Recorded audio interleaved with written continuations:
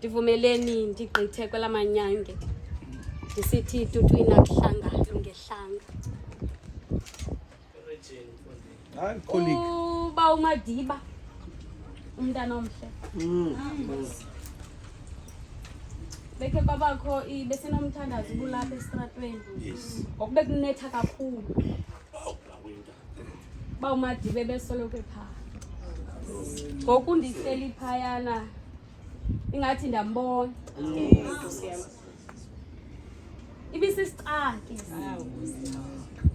esiphuma imvula isitsho abesithi ndiphume emkhuhlaneni kodwa nilapha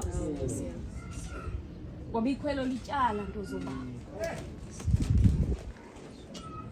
so into ebangela uba sithi sinxaphile on a Sunday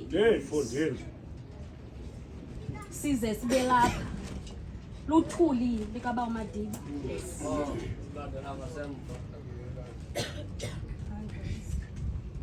uyibekile ivesi apho bhuti esithi uMoses ufile hamba ke wena ke ngoko usuku uyiwela iJordan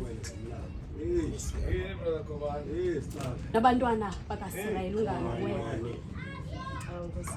ngoba lento ingumntu ngabana lo Yoshua kuthethwa ngaye ngulowa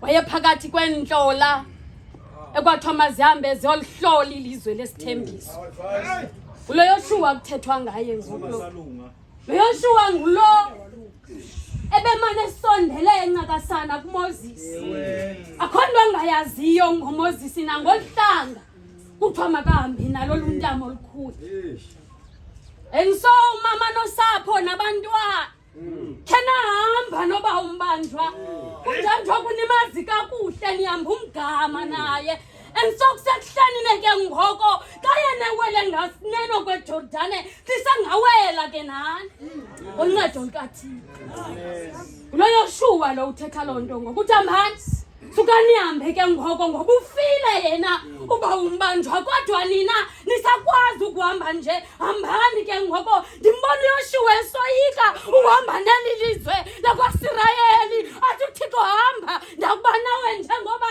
ndandinayo uMoses la Thixo wayenoba umbanjwa esaphila kweligada kulo Thixo zawuhamba nani nakaloku nje suka ke mamam uhambe ke ngoko sukuhambe ke ngoko uthemba uThixo ngoba lo Thixo sihamba naye ngulo Thixo wakhe wangumqulu welifu wabagada sithi la kutshisa izinto zenilizwe la kutshisa ilanga asikabe ngumqulu welifu zawutshisa izinto ubize kuThixo wakho uzawumabe ngumqulu welifu ukuze indalo inganonzakalisi yonzakalisa indalo kaThixo izithi umani ngathi yanonzakalisa nimane nibiza uthi ngoko ndingahamba nawe kose nofefe lwanyuka maqhina nentunguze ezimnyama nina izihlobo zami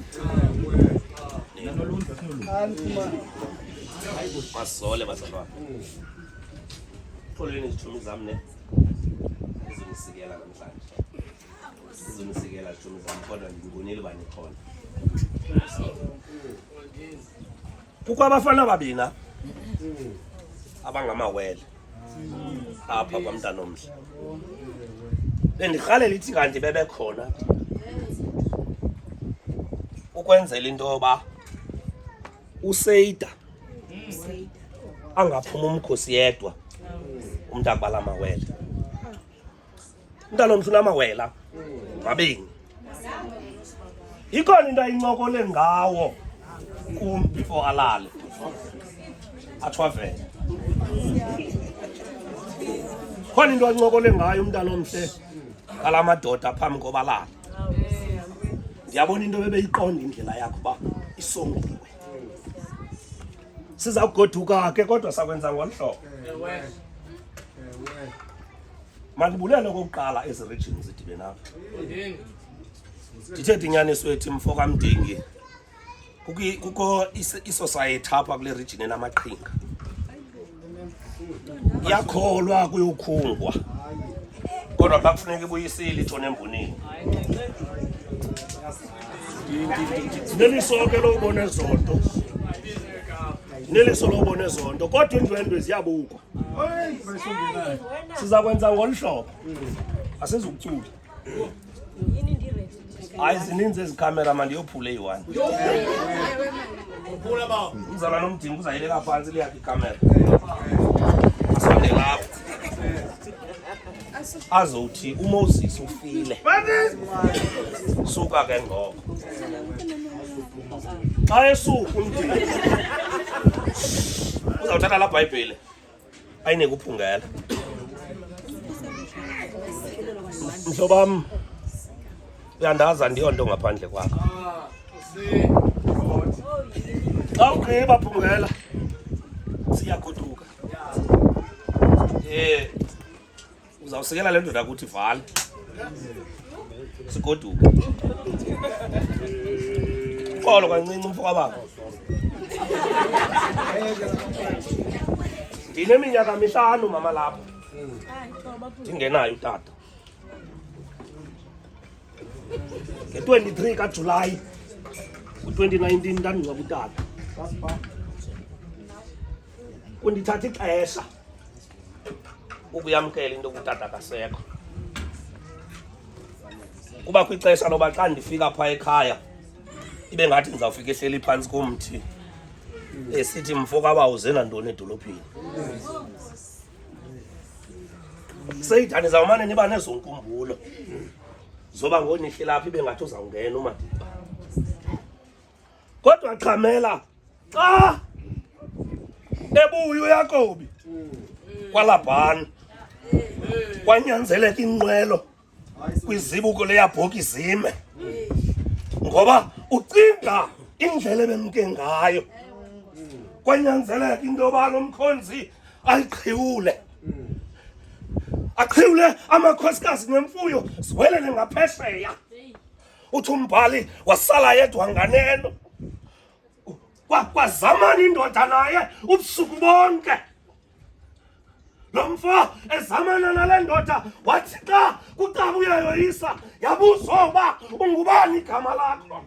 Wathi igama lam ndinguYakobi. Yathi akusayi kuthiwa unguYakobi ngoba ulwe noThixo nabantu weyisa. Kodwa ndithanda le ndawo ithi ngoko kunjalo wawela lo mkhonzi ejingela. Ndizothi kuni Seyitha akumiwa ePenwell kodwa uyadlulwa. IPenwell sisitop sawurifila xa uphelelwa ngamandla kodwa i-destination ayikabiyo. Ayikabiyo i-destination. I-destination kukuthi sakulala ngapha komfula wengcwaba. Bantwana bakaThixo silinde lawukhala ixilongo athi umbhali bavuka bafileyo. Mhlawumbi nomntana omhle uzabe lapha. uMadiba mkhulu wami ayingomntu ontshumayelo. uMadiba ayingomntu ontshumayelo uMadiba. Kodwa umenzakalisile uMadiba ke wayimosha ingoma. Athi uba kakuva kakuhle athi hlaba ngamandla. Hlaba ngamandla awugqiba athi xa siculo loyana athi gxalaba kwelinye. Igxalaba nguMadiba lo.